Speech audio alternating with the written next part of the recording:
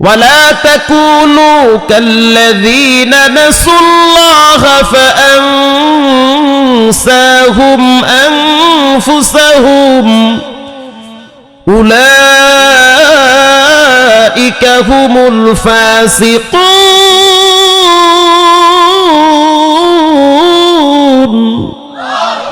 আল্লাহ বলেন সাবধান, তাদের মতো হইও না যারা আমাকে ভুলে গেছে। আজানের সময় হয়ে গেছে, মসজিদে জামাত চলতেছে, তারপরেও দোকানওয়ালার ভিতরে কোনো পরিবর্তন নাই, শীত গরম নাই। যদি কানে কানে বলা যায় তোমার ছেলেটা পানিতে পড়ছে, দোকান মোকান ফালায়া বাচ্চাকে বাঁচানোর জন্য দৌড় মারবে। কথা কন না কা? হে দোকানওয়ালা সাবধান, আল্লাহর রাসূল বলেছেন কেউ যদি এক ওয়াক্ত নামাজ ইচ্ছা করে ছেড়ে দেয়, সন্তান মইরা গেছে, মা বাবা মইরা গেছে, ঘরে আগুন লাগছে, ব্যবসা প্রতিষ্ঠানে আগুন লাইগা একেবারে জইলা পুইরা ছাই হয়ে গেছে, যেই পরিমাণ ক্ষতিগ্রস্ত হবা তার চেয়ে বেশি ক্ষতি হয় কেউ যদি ইচ্ছা করে নামাজ ছেড়ে দেয়। প্রিয় ভাইরা আমার, রব্বুল আলামিন বলেন যদি তোমরা আমাকে তাদের মতো ভুলে যাও তাহলে আমি তোমাদেরকে আত্মভোলা করে দিব। কেমন আত্মভোলা করে দিব? তখন তুমি তোমাকে চিনবা না। কি কথা? তুমি তোমাকে চিনবা না। ভালো মন্দ বুঝার মতো জ্ঞান শক্তি মেধা নষ্ট করে দিবেন কে? আল্লাহ বলেন খতামাল্লাহু আলা কুলুবিহিম ওয়া আলা সামঈহিম ওয়া আলা আবসারিহিম গিশাওয়া ওয়া লাহুম আযাবুন আযীম। আল্লাহ বলেন কিছু মানুষের অন্তরে আমি মোহর মাইরা দিছি, শক্ত করে দিয়েছি, এমন শক্ত করছি পাষাণ হৃদয়ের অধিকারী হয়। কলবটারে এতটাই শক্ত করছি পাথর আল্লাহর ডরে কান্দে, কিন্তু মানুষের কলিজাটা মুরগি জবাই করতে গেলে কাঁপে, বাট মানুষ হত্যা করতে গেলে হাত কাঁপে না। হাত কাঁপে না, কারণ তার দিলটা পাথরের চেয়ে শক্ত হয়ে গেছে। শুধু তাই না, রব্বুল আলামিন বলেন কলবটারে আমি এমন শক্ত বানাইছি পাথরের চেয়েও শক্ত হয়ে গেছে। কলব শক্ত হওয়ার সবচেয়ে বড় 6টা কারণ আমি বলি নাই, বিখ্যাত তাবেঈ হাসান বসরি রাহিমাহুল্লাহ তিনি বলেন। কে হাসান বসরি? হাসান বসরি হলো হযরত উম্মে সালামা রাদিয়াল্লাহু তাআলা আনহা নবীর স্ত্রীর দুধ পান করেছে। আল্লাহু আকবার বলেন। নবীর পরিবারের স্নেহ সিক্ত হয়েছে হাসান বসরি। হাসান বসরি যখন ছোট তার মা নবীর ঘরে রাইখে আসতো। হাসান বসরি রাহমাতুল্লাহি আলাইহি তিনি যখন ছোট ছিল, দুগ্ধপোষ্য শিশু ছিল, তখন তার মাকে নবীর স্ত্রী উম্মাহাতুল মুমিনিন মা সালামা রাদিয়াল্লাহু তাআলা আনহা হাসান বসরির মাকে বিভিন্ন কাজে বাহিরে পাঠাইতো। বাচ্চা যখন কাঁদতো নবীর স্ত্রী দুধ পান করাইতো। সুবহানাল্লাহ, দুধ পান করাইতো বাচ্চাটা। হাসান বসরি যখন জন্মগ্রহণ করল, হাসান বসরির মা তেনায় পেঁচাইয়া হযরত ওমরের দরবারে নিয়ে গেছে আর বলল, খলিফাতুল মুসলিমিন আমিরুল মুমিনিন, এটা আমার সন্তান, আপনার কাছে নিয়ে আসছি, একটু দোয়া করায় দেন, তাহানিক করায় দেন। হযরত ওমর রাদিয়াল্লাহু তাআলা আনহু খেজুর চিবাইয়া লালা বের করে হাসান বসরির জিহ্বায় লাগায়া দিছে। ওমরের লালা হাসান বসরির জিহ্বায় লাগে। হযরত ওমর মাথায় হাত দিয়া দোয়া করতেছে, আল্লাহুম্মা ফাক্কিহহু ফিদ্দীন ওয়া আল্লিমহুল কিতাবা ওয়াল হিকমা ওয়া হুব্বিবা ইলাইহিন নাস। 3টা দোয়া করেছে। আল্লাহু আকবার বলেন। হযরত ওমর তার জন্য 3টা দোয়া করেছে। 1 নম্বরে রব্বুল আলামিন তাকে আপনি মুফতি বানায়া দেন, মানে যুগের ভাষা বলতেছি ফিকহের জ্ঞান দান করেন, ইলমে নূর তার সিনায় দান করেন। কোরআনের বাতি হাসানের কলিজার ভিতরে ঢুকাইয়া দেন। কোরআন যদি চিনে তখন তার মাকেও চিনবে, বাবারেও চিনবে, দেশ চিনবে, মাটিও চিনবে। কোরআন যদি না চিনে গরিবের রক্ত চুষে টাকা কামাই করে বেগম পাড়ায় বিল্ডিং করবে। হযরত ওমর এই দোয়াটাই করলেন, রব্বুল আলামিন আপনি তাকে ফিকহের জ্ঞান দান করেন, শরীয়তের জ্ঞান দেন, মারেফতের জ্ঞান দান করেন, হালাল হারাম বুঝার মতো জ্ঞান দান করেন। হযরত ওমর দোয়া করতেছে। 2 নম্বরে রব্বুল আলামিন আপনি তাকে ইলম ও হিকমত দান করেন। 3 নম্বরে তার মহব্বত মানুষের অন্তরে পরিপূর্ণ করে দেয়, মানুষ যেন তাকে ভালোবাসে এরকম সিচুয়েশন, এরকম মন তৈরি করে দেন। মারহাবা বলেন। হাসান বসরি মারা গেছে আজ থেকে প্রায় 1300 বছর আগে, অথচ হাসান বসরির নাম আলেমদের মুখে মুখে যারা কোরআন হাদিস পড়ে তারা সবাই তার নাম জানে।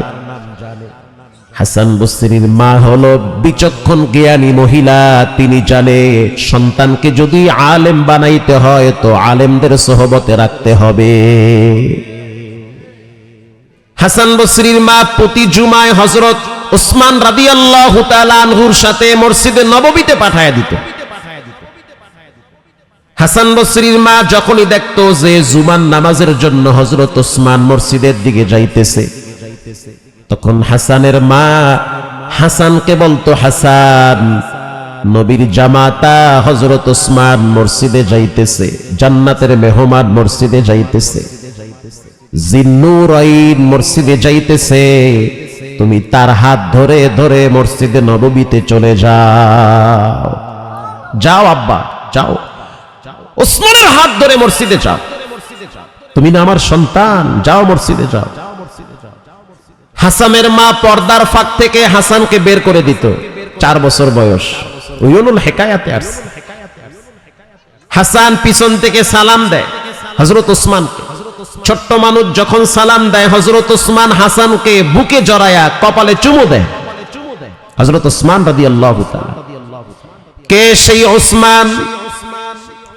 নবীজি বলেন, লিকুল্লি নাবিয়্যিন রাফীকুন ওয়া রাফীকি ইয়ানি ফিল জান্নাতি উসমান। প্রত্যেক নবীর সাথে জান্নাতে এক একজন বন্ধু হবে, আর আমি নবীর সাথে আমার জান্নাতে আমার বন্ধু হবে আমার জামাতা হযরত উসমান। ঘুমাইতেছেন নাকি? কে কে ঘুমাইতেছেন 2 হাত তুলে আল্লাহকে দেখান। না উনি ঠিক আছে, উনি জাগনা আছে এইটাই কইছে। মাশাআল্লাহ। ঘুমায় গেছেন নাকি? সজাগ থাকেন। তাকবীর দেন তো জোরে, নারায়ে তাকবীর। মাশাআল্লাহ, হইছে অনেক।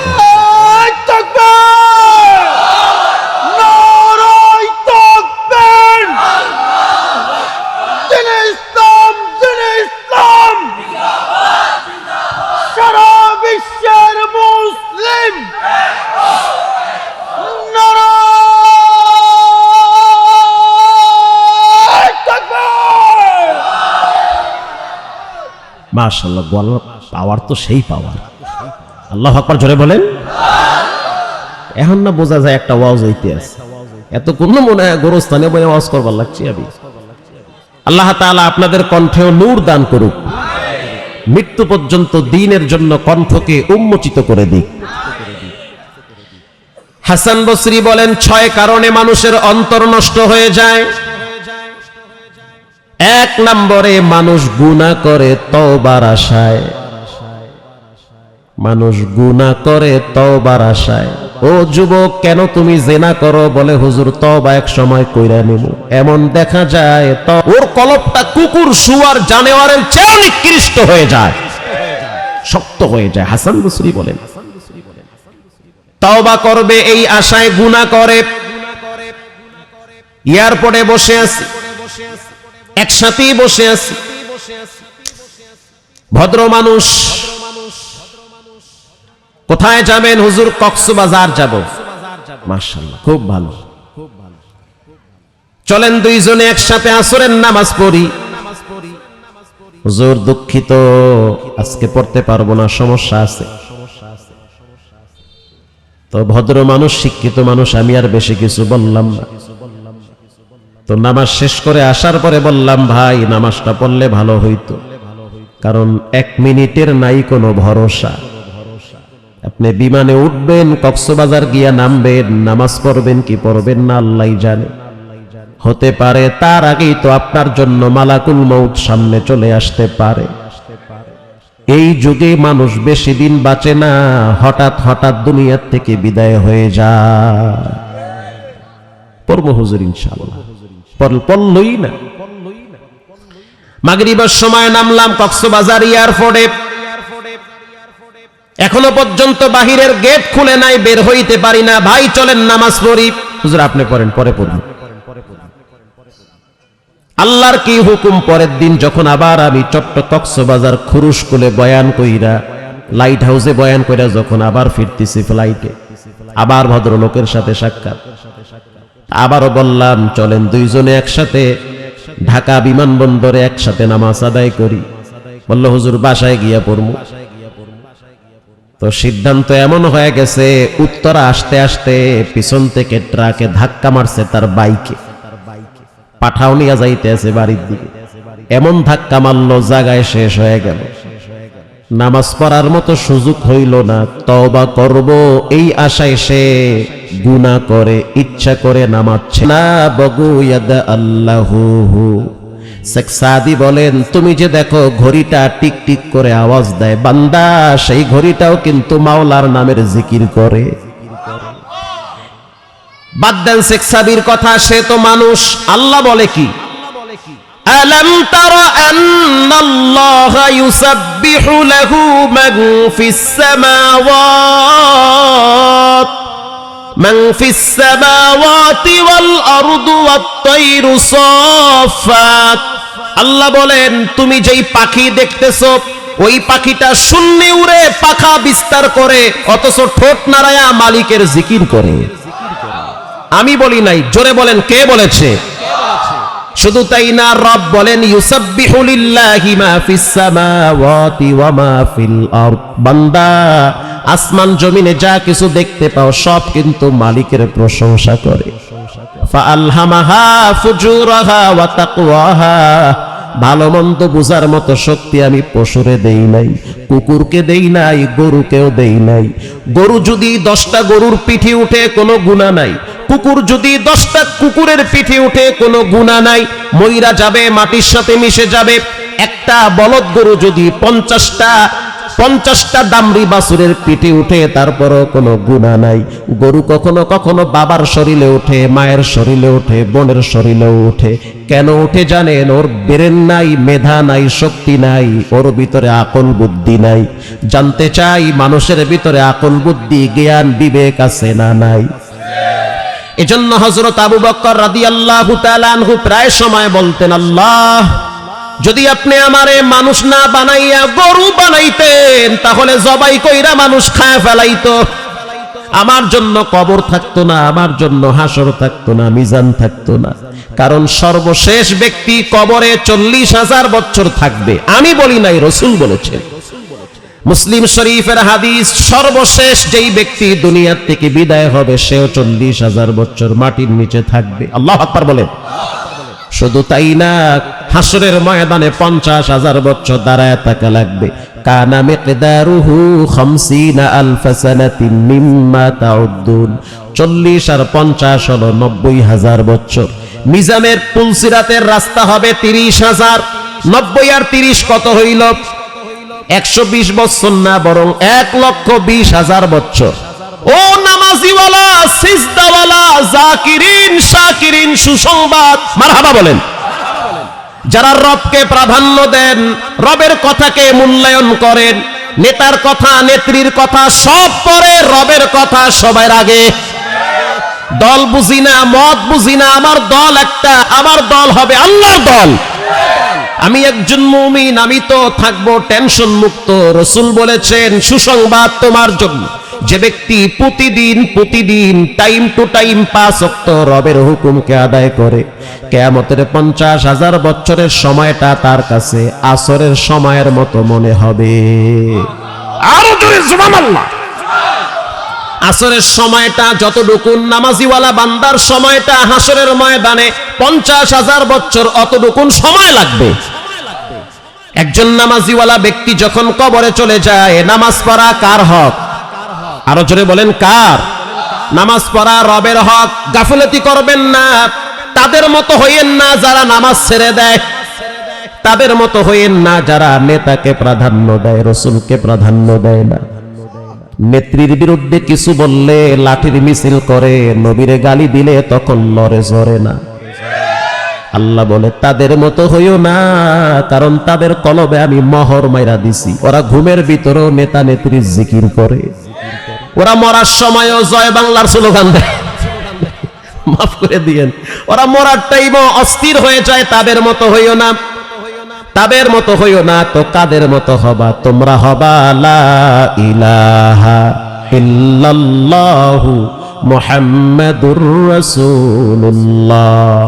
তোমরা এই গ্রুপে থাকবা ইনশাআল্লাহ। বলেন তোমরা বামপন্থী হইও না। আল্লাহ বলেন কুল্লু নাফসিন বিমা কাসাবাত রাহিনা ইল্লা আসহাবাল ইয়ামিন।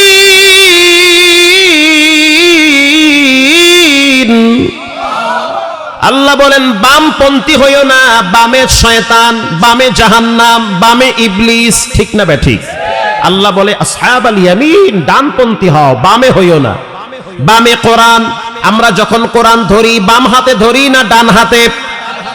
যখন পানি খাই তখন কোন হাতে? যখন মসজিদে যাই তখন কোন পা? যখন বাথরুম থেকে বের হই তখন কোন পা? যখন আমরা মেসওয়াক করি তখন কোন হাত? যখন চা খাই আওয়াজ দিয়া বলেন তখন কোন হাত? যখন আমরা জামা গায়ে দিই, হাতা দেই, তখন কোন হাত আগে? যখন আমরা পায়জামা অথবা লুঙ্গি অথবা প্যান্ট পরি তখন কোন পাটা আগে দেই? তাহলে ডানে জান্নাত, ডানে আল্লাহ, ডানে কোরআন, ডানে রসুল, ডানে সাহাবায়ে কেরাম, বামে হলো ইবলিস শয়তান আর তাদের পেতাপ্তা। এজন্য বামপন্থী হওয়া যাবে না, ডানে থাকবেন ইনশাআল্লাহ। বলেন প্রিয় ভাইরা আমার, তাহলে অন্তর শক্ত হয়ে যায় 6 কারণে। এর ভিতরে অন্যতম একটি কারণ হলো মা বাবার সাথে নাফরমানি করা। এই 2টা বিষয় নিয়ে বয়ান করার কথা আমাকে বলেছে। 2 বিষয় তো সময় লাগে 2 দিন। 1 নম্বরে রবের হক, 2 নম্বরে মা বাবার হক। এবার ছোট্ট একটা হাদিস আপনাদেরকে শোনাই। নবীজি বলেন মান গাদা ইলাল মসজিদ আও রাহা আ'আদাল্লাহু লাহু নুজুলাহু মিনাল জান্নাতি কুল্লামা গাদা আও রাহা। কেউ যদি সকালে আর সন্ধ্যায় মসজিদে যায়, কেউ যদি ইশার ফজর মসজিদে গিয়া পড়ে, আল্লাহর নবী বলেন সে যেন অপেক্ষায় থাকে, তার রব তার জন্য জান্নাতে দস্তারখানা বিছায়া রাখছে। এটা হাদিস, এটা আমার গল্প না। এজন্য জীবন চলে গেল নামাজ ছাড়া যাবে না ইনশাআল্লাহ। বলেন সন্তানকে নামাজের কথা বলবেন, এটা রবের হক। স্ত্রীকে বলবেন নামাজের কথা, বলেন কার হক? কর্মচারীকে জানায় দাও, স্পষ্ট জানায় দাও, নামাজের সময় দোকানে শাটার লাগাও, সব পরে নামাজ হবে আগে। প্রত্যেক দোকানদার নামাজের টাইমে দোকানের শাটার লাগায় দিবে। যাদের জন্য টাকা পয়সা কামাই করবেন তারা তো এক সময় আপনাকে ধোঁকা দিবে। অতএব নামাজের বেলায় অলসতামি করা যাবে না। 2 নম্বরে মা বাবার সাথে বেয়াদবি করা যাবে না। মা বাবা কি জিনিস এটা যদি আমি একটু মন খুইলা সময় নিয়ে বলতে পারতাম তাইলে আপনারা বুঝতে। মা বাবা হলো সন্তানের সফলতার জন্য সবচেয়ে বড় পুঁজি। একজন ব্যক্তির জন্য 2 জন নারী খুব জরুরি। 2 নারীর দোয়া লাগে, 2 নারীর সহযোগিতা লাগে, 2 জন নারীর সাপোর্ট লাগে। মারহাবা বলেন। একজন হলো গর্ভধারিণী মা, আর একজন হলো সহধর্মিণী স্ত্রী। মা যদি দোয়া করে, বউ যদি সাপোর্ট আর সহযোগিতা করে, ওই ঘরের পুরুষ কখনোই অকর্মা হতে পারে না। মায়ের দোয়া লাগে, স্ত্রীর সাপোর্ট আর সহযোগিতা লাগে। হাজারিবাগে আগুন লাগছে চামড়ার ফ্যাক্টরিতে, কষ্ট হয় আপনাদের? আর 5 মিনিট সময় দেওয়া যাবে না? হাজারিবাগ ট্যানারিতে আগুন লাগছে। আপনারা দেখছেন পত্র পত্রিকায়, সোশ্যাল মিডিয়ায়, হাজী সাহেব দাঁড়ায় দাঁড়ায় কাঁদতেছে, তার কোটি টাকার চামড়া পুড়ে গেছে। দাঁড়ায় দাঁড়ায় অজর দাঁড়ায় কান্দে, তার সম্পদ চোখের সামনে আগুনে পুড়তেছে। তার স্ত্রী বোরকা পরে ডাইরেক্ট হাজী সাহেবের পাশে দাঁড়ায় বলতে আছে, ঘরে চলেন। কেন? করোনার টাইমে তো কয়েক কোটি টাকা লস খাইছেন, মাওলায় তো পরবর্তীতে আবার আপনারে পোষায়া দিছে। এখন দাঁড়ায় দাঁড়ায় যদি চিন্তা করেন তাহলে তো আপনিও স্টক করবেন। টেনশনের কারণ নাই, চামড়ার ফ্যাক্টরিতে আগুন লাগে লাগুক, আপনি বেঁচে আছেন এটাই তো বেশি। স্ত্রীর এক কথায় হাজী সাহেব স্থির হয়ে গেল, তার ভিতরের পাথরটা নরম হয়ে গেছে। স্ত্রী বলল, আপনি যদি বেঁচে থাকেন এরকম কয়েকটা ফ্যাক্টরি আপনার পায়ে এসে হাজির হবে। ঠিক না বেঠি? আর যদি স্ত্রী বলতো, করোনার টাইমে খাইছো ধরা, এখন খাইছো আবার ধরা, তুমি করো কোন ছাপা, যদ্দুর ভালো আছে হেদ্দুরও ভালো থাকবে না। এজন্য একটা পুরুষের সফলতার জন্য দুইজন ব্যক্তি লাগে, দুইজনই হলো নারী। একজন হলো মা, আর একজন হলো সহধর্মিণী স্ত্রী। নড়াইলে বয়ানে গেছি, কালিয়ায় চায়ের দোকানে ঢুকলাম। ছোট্ট একটা মানুষ চা বিক্রি করে, দোকান অনেক বড়। তার কাজ হলো সন্ধ্যা থেকে ফজর পর্যন্ত চা বানায়, পান বিক্রি করে, বনরুটি বিক্রি করে, কেক বিক্রি করে।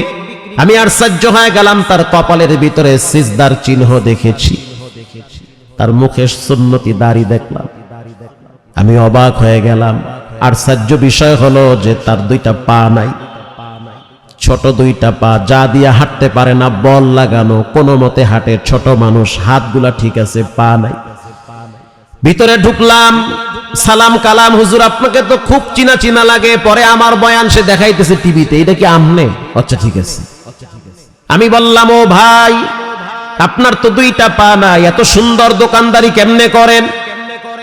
যেই জবাবটা আমাকে দিল, আমি শোনার পর তো অস্থির হয়ে গেলাম। হুজুর আপনি দেখেন দুইটা পা নাই, কিন্তু আমার গোপনে আরো 4টা পা আছে। এই 4 পায়ের শক্তিতে আমি চলি। আমি বললাম, কই 4টা পা? বলে, 2টা আমার বিবির পা, 2টা আমার। প্রতিবন্ধীর খেদমত করে জীবন কাটাতে চাই। হুজুর আমার বিবি যখন বাসর ঘরে আমার ঘরে আসছে, তখন আমার স্ত্রী আমাকে বলল, মানুষের কাছে হাত পাতা যাবে না, তোমার 2টা পা নাই। কে বলেছে তুমি দুর্বল? তোমার মালিক তোমার দুর্বল না। পুরুষ কখনোই মানসিক ভাবে ভেঙ্গে পড়ে না, পুরুষ সব সময় দুর্বল হয় পরিবারের চাপে। পুরুষ সারা রাত গাধার মতো খাটতে পারে, এই যোগ্যতা আল্লাহ পুরুষকে দিছে। রাতেও খাটে, দিনেও খাটে। মন কেমন বোঝা পুরুষ মাথায় নিয়ে চলে, কখনোই দুর্বল হয় না। পুরুষ দুর্বল হয় বউ শাশুড়ির যুদ্ধে। পুরুষ দুর্বল হয়, মানসিকভাবে ভেঙ্গে পড়ে যখন ঘরে গিয়ে দেখে ছেলে মেয়ে উল্টা পাল্টা, বিবি উল্টা পাল্টা, মা আর বউ দুইজনে ঝগড়া, তখন পুরুষ দুর্বল হয়ে যায়। ও যুবক ভাইয়েরা, এজন্য মায়ের দোয়া লাগবে, বিবির সহযোগিতা লাগবে, দিনদার একটা স্ত্রী লাগবে, নেককার বউ লাগবে, আদর্শবান বিবি লাগবে, সাপোর্ট করার মতো মানসিক শক্তি থাকা লাগবে। ঠিক না বে ঠিক? হুজুর বাসর রাতে আমি অবাক হয়ে গেলাম। আমি আল্লাহর উপরে তাওয়াক্কুল করছি। আমি আল্লাহকে বলছি, আল্লাহ আমি তো প্রতিবন্ধী, কিন্তু এমন একজন মিলাইও যার সহযোগিতায় যেন আমি চলতে পারি।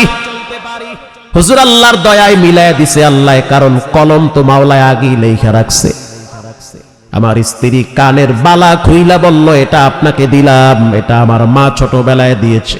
এই বালা 2টা বিক্রি করে আপনি ছোট্ট চায়ের দোকান দেন। আল্লাহর কি কুদরত! ব্যবসার ভিতরে আল্লাহ 9 ভাগ বরকত রাখছে। আমি চায়ের দোকান শুরু করলাম, মা পানি আইনা দেয়, বউ নিজে বানায়া বানায়া ফেলাস বইরা দোকানে পাঠায়। এই 4 পায়ের শক্তিতে রব্বুল আলামিন কয়েক লক্ষ টাকার মালিক বানাইছে। দোয়া করেন আগামীতে আমরা একসাথে উমরায় যাব। বলেন সফলতা দেওয়ার মালিককে। এজন্য মায়ের দোয়া নেন, স্ত্রীর সহযোগিতার সাপোর্ট নেন। স্ত্রীর সাথে খারাপ ব্যবহার করবেন না, ভালো আচরণ করেন। যদি খারাপ ব্যবহার করেন, শেষ বয়সে কিন্তু বউ খাতা দিয়ে যাইতে ধরবে। যখন লড়তে চড়তে পারবেন না তখন কিন্তু বুড়িয়া কইয়া গালি দিবে, বোঝো তোমারটা তুমি বোঝো। খবরদার, শেষ বয়সে সন্তান চলে যায়, শেষ বয়সে আপনজন কেউ থাকে না। যেই মহিলাটারে সারা জীবন জ্বালাইছেন ওরেই দেখবেন শেষ বয়সে কাছে পাবেন। এই জন্য আদর্শবান বিবির সাথে কখনোই দুর্ব্যবহার করা যাবে। প্রিয় ভাইরা আমার, এজন্য মা বাবার সাথে সৎ আচরণ করেন, ভালো ব্যবহার করেন। বুখারী শরীফের ছোট্ট একটা ঘটনা বলে আমি দোয়ার দিকে চলে যাব ইনশাআল্লাহ। বলেন, তিনজন যুবক, হাদিসের গল্প, কোনো ফাউল গল্প না। 3 যুবক সফর করার জন্য বের হয়েছে। তারা দামেস্কের থেকে বসরায় যাবে। কিছু দূর যাওয়ার পরে বুঝতে পারলো ঝড় তুফান শুরু হয়ে গেছে। চতুর্দিক থেকে বাতাস, ভূমিকম্পের মতো আওয়াজ। এবার 3জন যুবক আশ্রয় নেওয়ার জন্য একটা গর্তের ভিতরে অবস্থান নিছে। গর্ত চিনেন? গর্তের ভিতরে 3জন যুবক অবস্থান নিল। যখনই গর্তের ভিতরে অবস্থান নিল, কোথা থেকে যেন বড় একটা পাথর আইসা গর্তের মুখ আটকায় ফেলাইছে। এবার 3জন যুবক শ্বাস টানতে পারে না, অক্সিজেন বন্ধ হয়ে যাচ্ছে। 3জন যুবক চিন্তায় পড়ে গেল, টাকার তো আমাদের অভাব নাই, ক্ষমতারও অভাব নাই, কিন্তু এমন জায়গায় বিপদে পড়লাম যেখানে রবের সাহায্য ছাড়া কারো সাহায্য কাজে আসবে না। 3জন যুবক কিন্তু শিল্পপতি, পয়সাওয়ালা, টাকার অভাব নাই। তারা কেউ ফকিন্নি না, তারা সবাই হলো ধনাঢ্য ফ্যামিলির সন্তান। এবার 3 যুবক যখন গর্তে পড়ে গেল, 3জন যুবক বলল কি করা যায়? বলে মোবাইল নাই, ফ্যাক্স নাই, নেট নাই, কি করবে? চিৎকার মারলে কেউ শুনবে না। তো 3 যুবক পরামর্শ করলো, 3 জনে 3টা আমলের দোহাই দিয়ে রবের কাছে দোয়া করো। আল্লাহু আকবার বলেন। 3টা আমলের উসিলা দিয়া মাওলার কাছে ক্ষমা চাও। প্রথম যুবক আল্লাহর দরবারে 2টা হাত তুইলা বলতে আছে, আল্লাহ, আমি একজন যুবক মানুষ, ব্যবসায়ী মানুষ, বিজনেসম্যান, টাকার অভাব নাই, কিন্তু এমন জায়গায় বিপদে পড়ছি, তোমার দয়া ছাড়া বাঁচার কোনো রাস্তা নাই। জীবনে অনেক অপরাধ করছি মালিক, জীবনে অনেক গুনাহ করছি, কিন্তু আমার জীবনে একটা ভালো কাজ আমি করছি। এই ভালো কাজটা শুধু তোমার জন্য করছি। মানুষের জীবনে অনেক গুনাহ হয়, ফাঁকে ফাঁকে কিছু ভালো কাজ আছে না নাই? যুবকদেরকে বলবো, গোপন কিছু ভালো কাজ করো, যে গোপন ভালো কাজের কারণে রবের সাহায্য গোপন ভাবে আসবে। কিছু গোপনীয় ভালো কাজ রাখবা, যার দ্বারা গোপন বিপদ থেকে আল্লাহ বাঁচাবে। এবার প্রথম যুবক বলতে আছে, রব্বুল আলামিন, আমি একজন ব্যবসায়ী মানুষ, আমার বাড়িতে এক কর্মচারী কাজ করত। 25 দিন কাজ করার পরে রাগ করে বেতন না নিয়ে চলে গেছে। কথা কি বুঝতেছেন? মালিকের সাথে রাগ করে বেতন না নিয়ে চলে গেছে। এই কর্মচারী দীর্ঘ 1 যুগ পর আমার বাড়িতে আবার আসছে সেই 25 দিনের বেতন নেওয়ার জন্য। বাংলাদেশের কোন কোম্পানির মালিক দিবে? হয়তো দিতেও পারে। আয়েশা বলতে আছে, মালিক, আপনার বাড়িতে আমি 25 দিন কর্মচারী ছিলাম, কামলা দিছি, রক্ত পানি করছি, আমি আপনার উট দুম্বারে পানি খাওয়াইছি, আপনার সাথে আমার কথা কাটাকাটি হইছে, রাগ কইরা আমি বেতন না নিয়ে বাড়ি চলে গেছি। আজকে আমি একটু বিপদে পড়ছি, টাকাগুলা যদি একটু দিতেন তাহলে আমার বড় সহযোগিতা, উপকার হতো। দোয়া করতেছে গর্তের ভিতরে, মনে আছে তো? রব্বুল আলামিন আমার কাছে যুবক যখন বলল 25 দিন কামলা দিছি, বেতন দেন, 1 যুগ পর বেতন নিতে আসছে, দোয়া করতেছে, রব্বুল আলামিন ওই যুবকের, ওই কর্মচারীর বেতনটা আমি ব্যবসায় খাটাইছি।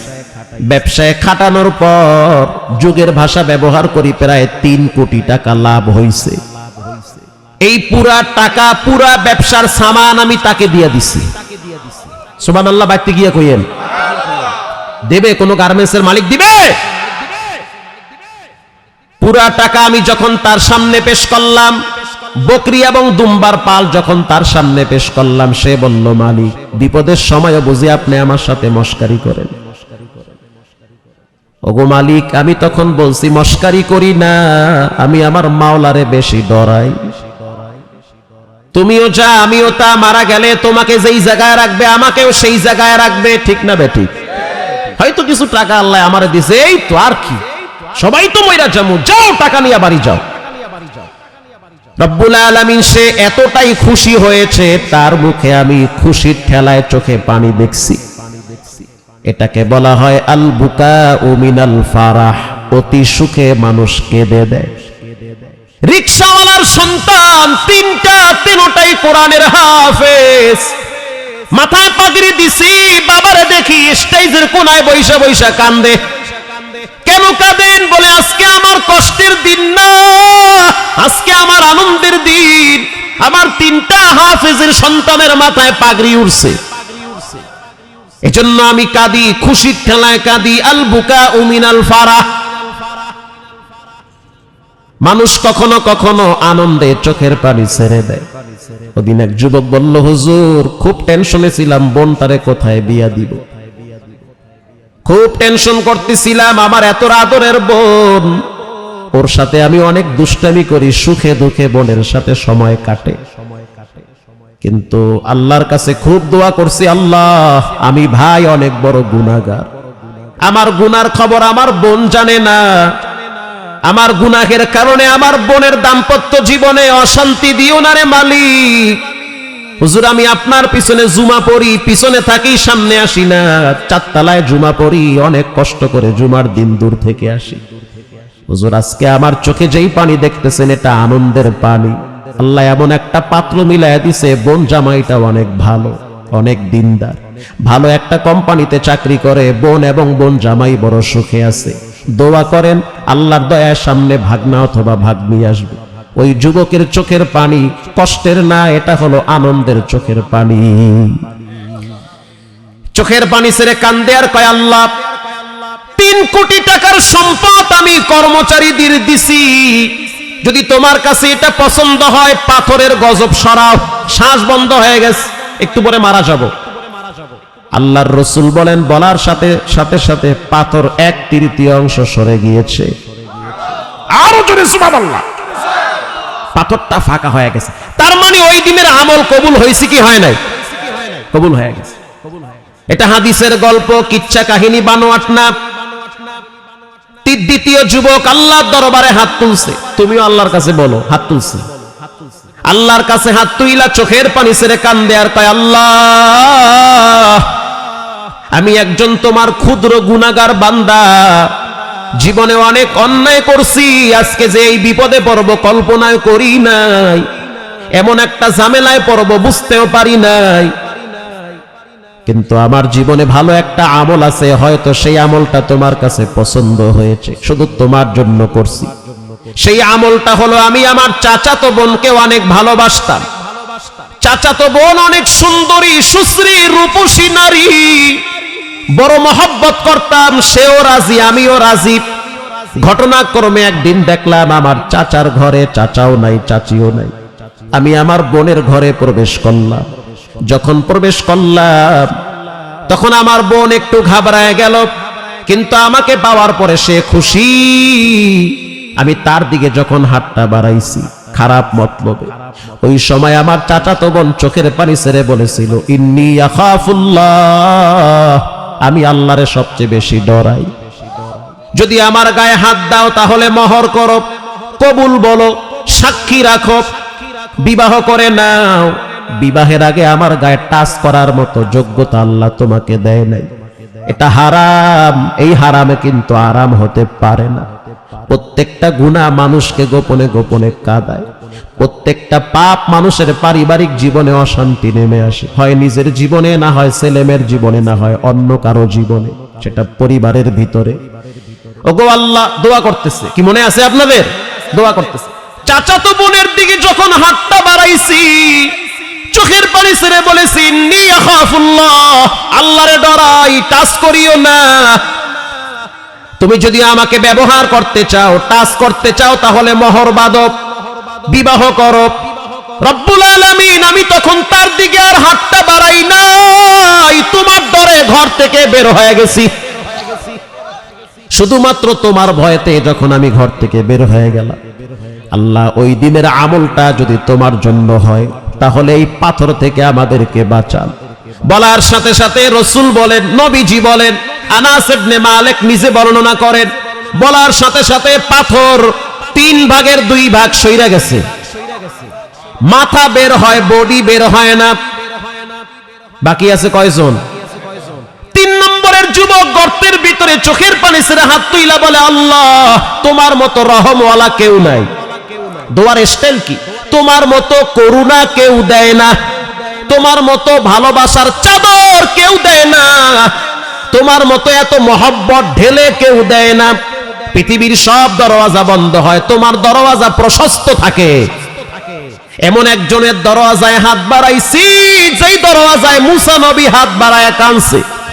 এমন একজনের দরবারে হাত বাড়াইছি যেই দরওয়াজায় আদম নবী চোখের পানি ছেড়ে বলছে, রব্বানা যালামনা আনফুসানা ওয়া ইল্লাম তাগফির লানা ওয়া তারহামনা লানাকুনান্না মিনাল খাসিরিন।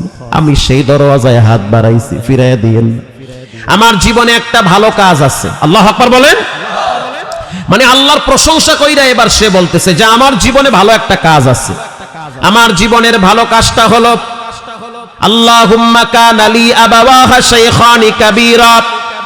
রব্বুল আলামিন, আমার জীবনে 2 জন গুরুত্বপূর্ণ ব্যক্তি আছে। একজন হলো আমার মা, আর একজন হলো আমার আব্বা। আমি আমার মা বাবা 2 জনকে বড় ভালোবাসি, মহব্বত করি। প্রতিদিন বকরির থেকে দুধ দহন করে আমি আমার মায়েরে পান করা, আব্বারে পান করা। এমন এমন সময় যায় আমার বাচ্চারা কাঁদে আর বলে, আব্বু বকরির দুধ আগে আমাকে দাও, তারপরে দাদুরে দিও। আমি তখন বলি, সন্তান তুমি আমারে আব্বু ডাকো, আমারও তো একজন আব্বু আছে। তোমার কলিজায় যেমন আমার ভালোবাসা, আমার কলিজায় তেমন আমার বুড়া বাবার ভালোবাসা। রব্বুল আলামিন, একটা গাছ কেনার জন্য অনেক দূরে গেছি, আসতে আসতে অনেক দেরি হয়েছে। দেরি হওয়ার কারণে আমি দেখলাম আমার মা ঘুমায় গেছে। রব্বুল আলামিন, আমি বকরির গোয়াল ঘরে গিয়ে আমি আস্তে করে দুধ দহন করছি।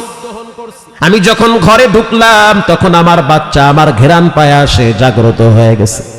বাবায় যদি দূর থেকে আসে দেখবেন বাচ্চারা বাবার ঘেরান পায়। বাচ্চা ঘুমায় না, বাবার অপেক্ষায় থাকে। বাবার আদর ভালোবাসা সন্তান মাতোয়ারা হয়ে যায়। আর বাবায় যখন সারাদিন বাহিরে পরিশ্রম করে, সন্তানের মাথার ঘেরান পাইলে বাচ্চার শান্তি আর প্রশান্তি রব্বুল আলামিন বাবার কলিজায় দান করে। রব্বুল আলামিন, আমি তখন দুধ দহন করে যখন মায়ের রুমে যাব তখন আমার সন্তান বলে, আব্বু আগে আমারে দুধ দাও। কিন্তু আমি ওই রাত্রিবেলা বাচ্চারে দুধ দেই না, এই দুধ আমি আমার মায়ের মাথার কিনারায় গ্লাস নিয়ে দাঁড়াইছিলাম। সারা রাত আমি দাঁড়াইয়াছিলাম। যখন ফজর হয়ে গেছে তখন আমার মা যখন দেখলো যে আমি দুধের গ্লাস নিয়ে দাঁড়ায় আছি, আমি আমার মায়ের চোখের গোড়ায় পানি দেখছি। ওই দিনের পানি আমার দোয়ার পানি, আমার জন্য মহব্বতের পানি। আমার মা সেদিন আমার জন্য দোয়া করেছিল। রব্বুল আলামিন, ওই দিনের দোয়াটা যদি তোমার কাছে কবুল হয়, ওই আচরণ যদি তোমার কাছে ভালো লাগে, তাহলে পাথর সরায়া দেন। নবীজি বলেন, বলার সাথে সাথে পাথরটা অনেক দূরে সরে গিয়েছে। এজন্য যুবক ভাইরা, যার আব্বা আম্মা আছে বেয়াদবি করিয়েন না। যতদিন বেঁচে আছে তাদের খেদমত করেন। যার আব্বা আম্মা নাই, চোখ বন্ধ করে দেখেন মায়ের চেহারা চোখের সামনে ভাসে, আব্বার চেহারা চোখের সামনে ভাসে। আব্বা আম্মার মতো দরদি কেউ নাই। এখন আর কেউ বলবে না সন্তান কেমন আছো, কেউ বলবে না বাজান তুই বুঝি কিছু খাও নাই। সন্তান যত কালোই হোক মায়ের কাছে মানিক থাকে। সন্তান যত কুষ্টি হোক, যত নিকৃষ্ট হোক, তারপরও সন্তান মায়ের কাছে সন্তানই থাকে। এখন আর কেউ বলে না বাবা বাহিরে সময় কাটাস না, ঘরে আয়, ঔষধ খাও, ঘুমাইয়া যাও। যার আব্বা আম্মা নাই তার ঘরটা বড় খালি। ঘরের ভিতরে কত খাবার আছে, মা নাই বাবাও নাই। আজ এই প্যান্ডেলে বসছেন, দোয়ার সময় দুফোঁটা চোখের পানি ছেড়ে মায়ের জন্য কাঁদবে। ঢাকা শহরে আমি এমন অফিসার দেখছি যার কথা মতো কয়েকশো সেনাবাহিনী উঠে আর বসে। সে নিজে একজন ব্রিগেডিয়ার জেনারেল, বিশাল এক অফিসার, সাভারে থাকে। আমি তার ঘরে গিয়া দেখলাম অবাক কাণ্ড। সে আমাকে বলল, হুজুর আমার ঘরে একটা জান্নাত আছে। আমি ঘরে গিয়া দেখলাম কই জান্নাত, একেবারে কোনার রুমে দেখাইলো যে হুজুর এই যে আর একটু সামনে গিয়া দেখবেন জান্নাত। ভিতরে ঢুইকা দেখলাম চাদর দিয়া শোয়ানো এক ব্যক্তি। আমি বললাম এই ব্যক্তিকে? বলে এটা আমার জান্নাত, আমার মা। এই মায়ের দোয়ায় রব্বুল আলামিন আমার প্রমোশন বাড়ায়। আল্লাহু আকবার। আমি ঘরে মায়ের পু সাফ করি, মুখ সাফ করি, বাহিরে আমার জুতা মানুষ মুছে দেয়। আমার পাওয়ার হাউস আমার ঘরে, আমার ইজ্জত আমার ঘরে, আমার সম্মান আমার ঘরে, আমার মর্যাদা আমার ঘরে। আমি মায়ের খেদমত যত করি, যেই দিন বেশি করি ওই দিন বাহিরে মর্যাদা আরো বাড়ে। ভাইরা আমার পায়ে হাত দিয়া বলি, জীবনে মা বাবার সাথে বেয়াদবি করবেন না। আল্লাহ বলেন, ও বান্দা ওয়ালা তানহারহুমা, মাথায় চাকি দিবা না মায়ের সামনে বাবার সামনে। ওয়াকুল্লাহুমা কাউলান কারীমা, মায়ের সামনে গরম ভাষায় কথা বলিও না। এক সময় তুমি 100 বার মাকে জিজ্ঞাসা করছো গাছে ওটা কি, তোমার মা বলছে কাক। আবার বলছো ওটা কি, তোমার মা বলছে কাক। আবার বলছো ওটা কি, তোমার মা বলছে কাক। রাগ করে নাই, কপালে চুমা দিয়ে বলছি ওটা কাক। আজ তোমার মা 2 বার যদি তোমাকে জিজ্ঞাসা করে তখন তুমি রাগ করো, গরম মেজাজ দেখাও। খবরদার এমন করবা না, কারণ মা বাবা হলো সন্তানের জন্য দামি নেয়ামত। নবীজি বলেছেন, যার মা বাবা বেঁচে আছে বেশি বেশি খেদমত করে নাও। এই প্যান্ডেলের ভিতরে মাহফিলের জন্য আমি প্রথমে একজন মা ভক্ত সন্তান চাই। হুজুর আমি মাহফিলের জন্য 10,000 টাকা দিয়া দিলাম, ঠকবেন না, সম্মানও নষ্ট হবে না। জীবনে শুনি নাই মায়ের জন্য সন্তান সম্পদ ব্যয় করলে সে ফকির হয়ে যায়। 10,000 টাকা বেশি চাই নাই, আমি মা ভক্ত একটা সন্তান চাই পুরা প্যান্ডেলে। হুজুর আমি 10,000 টাকা মাহফিলের জন্য দিয়া দিলাম, ইনশাআল্লাহ প্রতি বছর হবে। এই মসজিদে ছাদের টাকাও তারা অর্ধেক দিয়েছে। মারহাবা বলেন।